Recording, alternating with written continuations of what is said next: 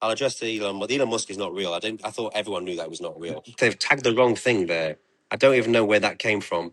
So we do have our house. We are ready, and I do believe we're going to be moving in within the next 10 days. We are planning a winter wedding, so around the same time as Christmas. Are you a fantasist? Are you a compulsive liar? What's the truth here? No, you know what? I've seen certain stories about myself, and I've not had the chance to defend it because some of it's comical to read, some of it's spin, some of it comes from one source, which I know is it's not the best of things that put me in a good light. Obviously, X's and things like that. Answer to your question: no, to none of that. Obviously, you're going to have some questions of academic, vocation, and I think title. And I'll clear it up right now, right there. But no, definitely not.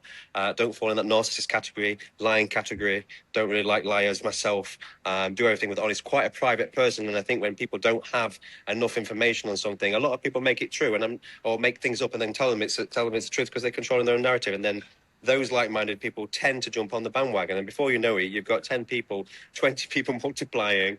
When you throw the stone in the river and it ripples, and you've got this ripple effect where now everyone just knows you for that one thing. And I think I'm not blaming the fact that I'm married to Katie. I don't think she's had the best of times over her career. So anything associated with what happens there, they're gonna delve into certain things and gonna, try to split the atom further than what it goes and find out what's on the inside. And then if they don't understand it, they're gonna make things up. And I think that's what's happened. So I've been trolled a lot in all the answers I can give you, an unfair trolling, excuse me. And this is the first time I've had a chance to speak about it. So what's the situation with your living arrangements? Because I've read that you have a £36 million mansion that you paid for in cash. Are you living in a £36 million mansion? Listen, I've done very well in the world, to be honest, and as I said, private. And I can't say I've been stashing cash for a while, but things have compounded and come to fruition, and it allowed me to buy some property.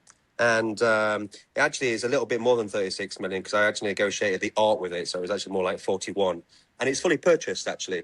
So it was about 35 point something if you actually put it in Queen's English terms of pounds sterling. It's purchased. It's ready for us. I've been staying behind to make sure it's gone through. That's why I haven't travelled with Katie. So we do have our house. We are ready. And I do believe we're going to be moving in within the next 10 days. There's a few other things that's going through. The seller at the time got caught up in all the whirlwind of the war. So he was in Iraq and couldn't complete. But as far as checks, manager's checks this is, which is obviously money in, it's like a cashier's check, already handed over. Escrow's completed. Signatures are on there. So we're going to be living together. And it's a large house on the Palm. It's on Fond G, which is one of the most prestige areas, and it will easily house future children as well as current children that obviously Kate's now, Harvey especially. We want the kids to come out. Kate's got her own issues with children, obviously the young ones, I will not speak about that.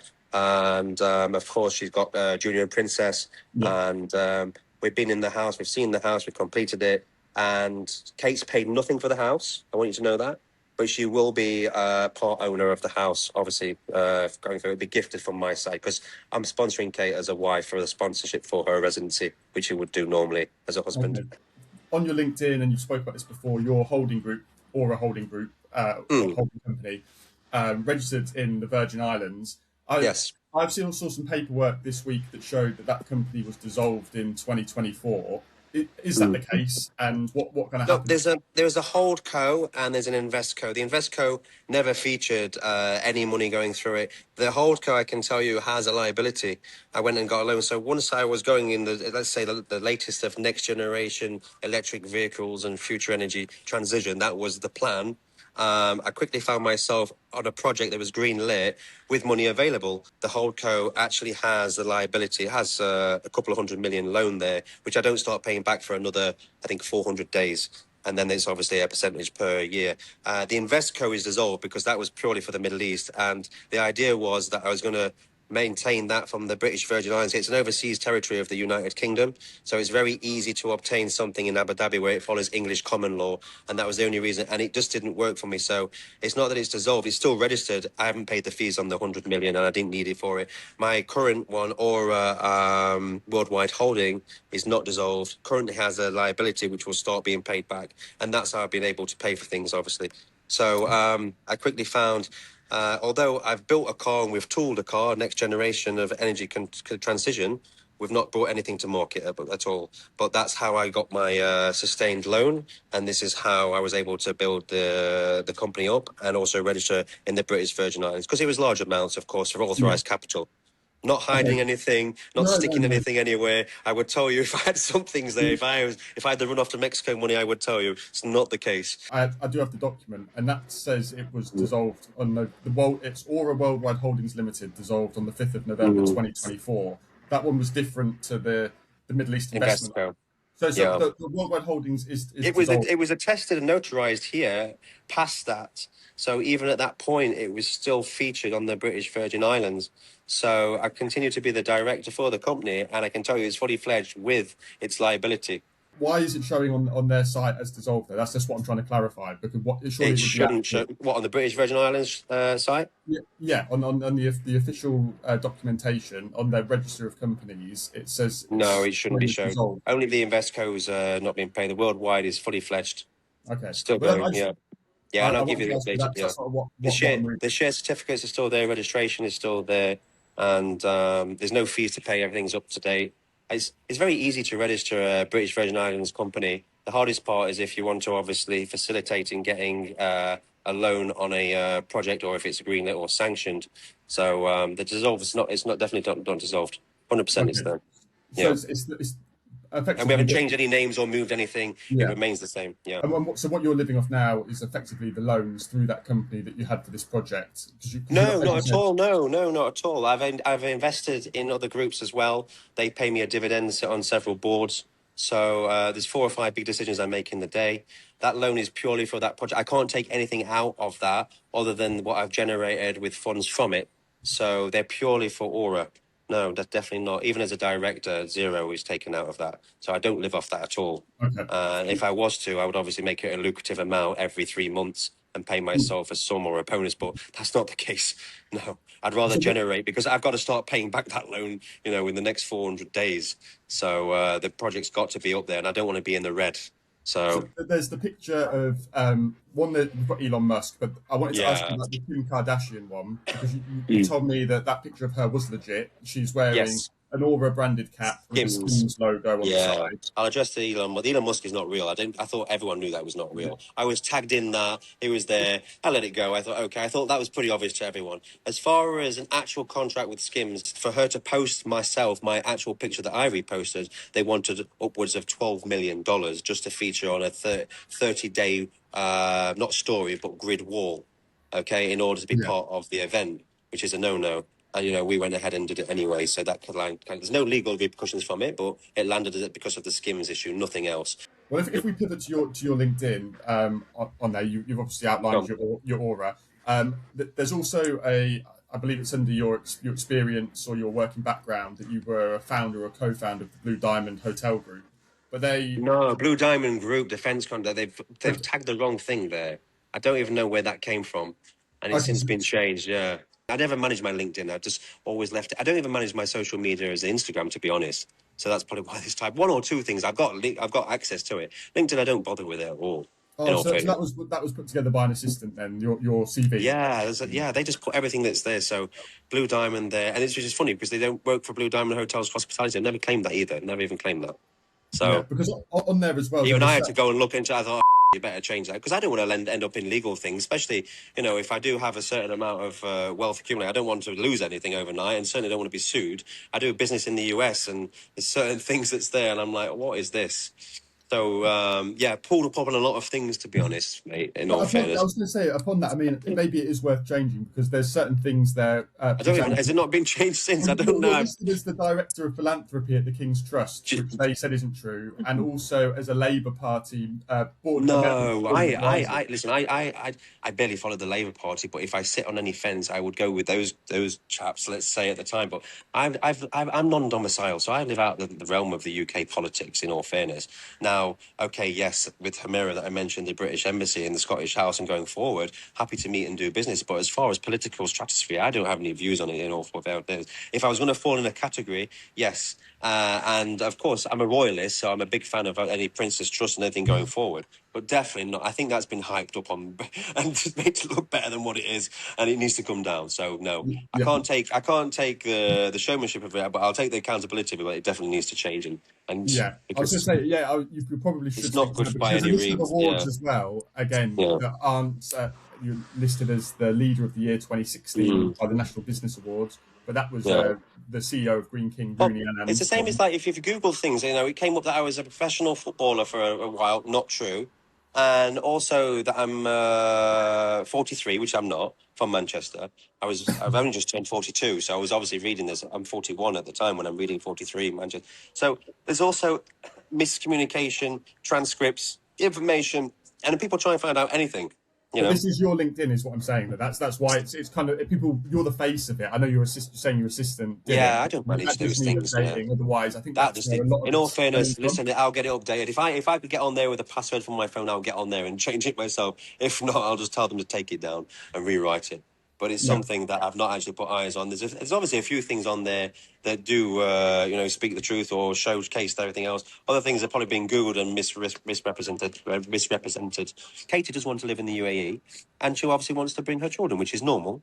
yeah. And I'd welcome that, of course. And yes, we are trying as well. There's also things this week that we're going to go and see for our own personal view. There's conversations of surrogacy and where we're at. Because we're both in our 40s. We're getting on, and how do we do the best option to have a baby if we really want to commit to each other? And that's something we're going to look at this week as well on the medical side. So not only meeting children that belong to Kate right now, which I love, Harvey. I love the children. We get on very well. I have spoken to them. They're Kate's kids, of course, and she's introduced me to her family, like yourself now. And then I'm going to see them in real time, starting with Harvey tomorrow. And then we're also trying for a baby, and that's where we're at. We want to be very much this couple that does the best for each other, works well. I'm committed to coming to see her, staying with her in England, and then we'll come back to Dubai, back and forth. And we have that privilege and luxury, if you like. But we're both very much, wealthy working people at the moment. Are you Got planning for children the included. baby to, if you were to have a baby and you're fortunate to do that, would you plan to have the baby in the UK or would you look to have the baby in the UAE? Now we're obviously we're 50-50 between the UK and UAE because we don't want to live without each other. Yeah, And even Kate's got her own house there. Mine's in Nottingham, so there's that travel there. So we'd have to establish a residence first in the UK, even if I rented something and had it there for us for the side, because I don't want to also impose on Kate. I believe that's her space. However, husband and wife, of course, we would live together. I do believe we've spoken about doing the medical treatment in the UK to see where we stand. What's the possibility and eligibility to have a baby, but we would have it in the UAE. Yeah, yeah. Okay, we would okay. have it in the UAE. Answer to your question. Yeah. And Yeah. is there a plan to perhaps, I know it's very early, to renew your vows so that the family could be there to see you marry for a Yes. second time? Without giving so much away, we are planning a winter wedding, so around the same time as Christmas, give or take. Don't hold me to the Christmas itself. We are going to have a wedding celebration for everybody in the UK, including my family and Kate's family. And the theme would be a winter thing. She wants something very whimsical, very beautiful, very Disney, very Katie Price, which I love. And so it's got that homey, yet Disney, yet whimsical, this feel for Christmas, and make it a spectacular event, really. Whether that'll be held in a castle. I have seen the dress. It's outrageous. It's crazy. I love it. She loves it. So yes, there will be a winter wedding. 100% sure that is what is happening between us, and I do believe it would be in December, and then we'd have the family, every single one of them, over in Dubai in our house at that And point. Lee, We're would this catering for wedding, everyone. it does sound very kind of magical and spectacular. Would this Yeah, wedding magical is be probably more the word. Yeah. lavish and more spectacular than the famous £1 million Peter Andre wedding from 20 years ago? 100%. This will be hard to top. I mean, Yeah. Lee, one of the things that I've read about you that has been kind of confirmed that is true is that you're multilingual or can speak a few languages. Yes. Is that Yeah. true? Would Yeah. you be able to give, if I gave you a straightforward sentence, would you Yeah. be able to give us a bit of a flavour of some of the languages you can Yeah. do? Sure. Why not? Right. Go for it. Would you be able to say Katie is the best thing that's happened to me, and I want to spend the rest of my life with her? What language you want it in? What can Spanish. you speak? Can you show us a variety, back to back? Spanish, Hindi. There's a bit of Russian, Arabic. Yeah, Um, let's do all of them if you can. Those four. So what is it, Katie? It's the is the best thing that's best. happened to me, and I want Okay, to spend my life. my Katie because that's how I would say it. Yeah, Okay, whereas mi Katie, mi novia, that's my wife, is the best, es el mejor persona en mi vida. Is my best person in my life. What else was it? I want to spend Uh, my life with her. I want to spend the rest of my life with her. Yeah. Yeah, Yo quiero todo mi vida con ella por todo mundo, por todo tiempo. So basically, I want to spend the rest of my life with my wife, with her for the rest of time. There we go. Because yo te quiero mucho, because I love her so much. yeah. It's very similar Italian. What else do you want it in? So can we do Um, Italian and Hindi? Hindi. Okay. Yeah. Hindi. So I don't know the word for woman in Hindi, but they say ek admin.